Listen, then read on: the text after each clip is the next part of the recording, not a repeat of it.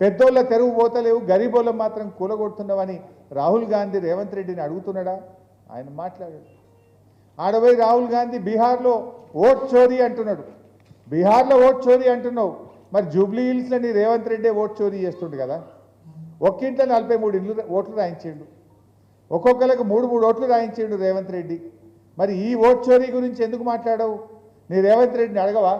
మన Congress policy vote చోరీకి వ్యతిరేకం, నేను బీహార్లో బీజేపీ చేసిన ఓట్ చోరీ మీద కొట్లాడుతున్నా, నువ్వు చెయ్యొద్దయా జూబ్లీ హిల్స్లో, నువ్వు నిజాయితీగా ఉండమని చెప్పవలసిన బాధ్యత రాహుల్ గాంధీకి లేదా? ఇవాళ దాదాపు 20,000 దొంగోట్లు రాయించిండు రేవంత్ రెడ్డి. కాంగ్రెస్ నాయకులు జూబ్లీ హిల్స్లో భర్తను కోల్పోయిన సునీతమ్మను ఓడగొట్టాలని 20,000 దొంగోట్లు రాయించి నానా కుట్రలు చేస్తున్నారు. ఇది తగునా? దొంగోట్లతో గెలుచుడు కాదు. నిజాయితీ ఉంటే నీ 6 గ్యారంటీలు అమలు చేసి నీ బాకీ చెల్లించి ఓట్లు అడుగు ప్రజల్ని. నువ్వేం చెప్పినావు? అక్క చెల్లెలకు నెలకు 2,500 రూపాయలు ఇస్తా అన్నావు. ఇప్పుడు 22 నెలలు అయిపోయింది.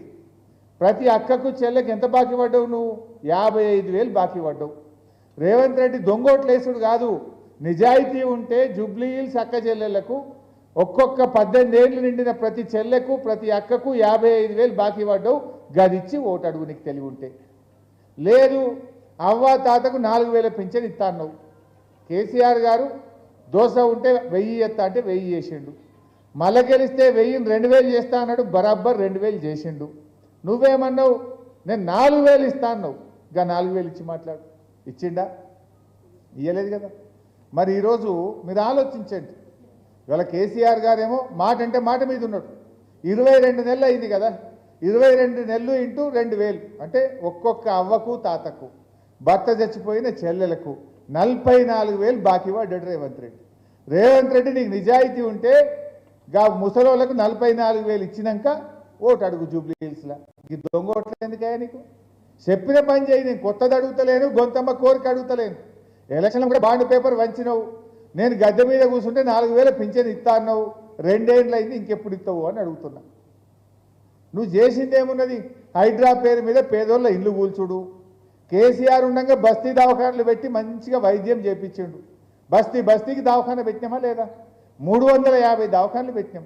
ఇప్పుడు అందులో పనిచేసే డాక్టర్లకు స్టాఫ్ నర్స్కు 6 నెలలకెళ్ళి జీతం ఇస్తలేడు. అది మూతపడాలేదు.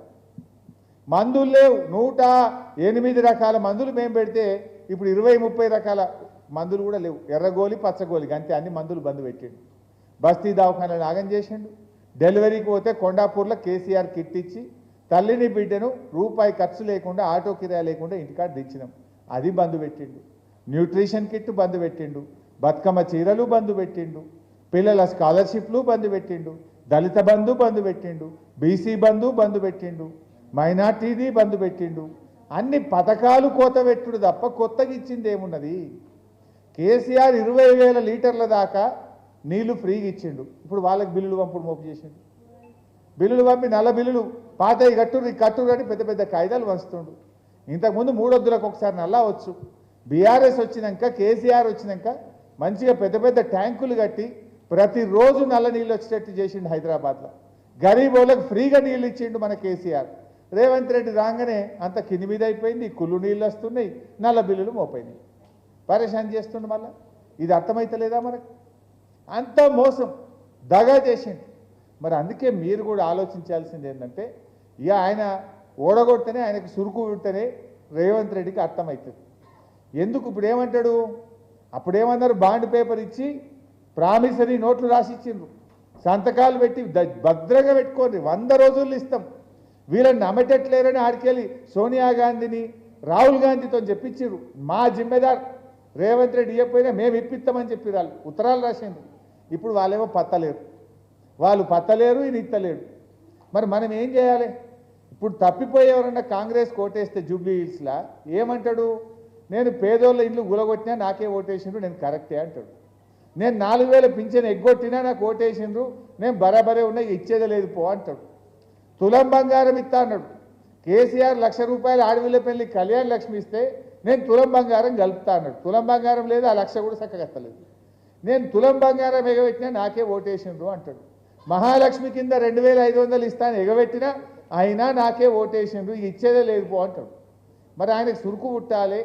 ఇవన్నీ రావాలంటే బిడ్డ నువ్వు అక్క చెల్లెల్ని మోసం చేసినావు, అవ్వ తాతల్ని మోసం చేసినావు, చదువుకునే పిల్లల్ని మోసం చేసినావు, 2 లక్షల ఉద్యోగాలు ఇస్తాని నిరుద్యోగ యువకులను మోసం చేసినావు, రైతుల్ని మోసం చేసినావు. అందుకే నిన్ను జూబ్లీ హిల్స్లో ఓడగొట్టినాము అని సురుకు పెడితే ఇవన్నీ పథకాలు అమలవుతాయి. దయచేసి మీరు ఆలోచించండి.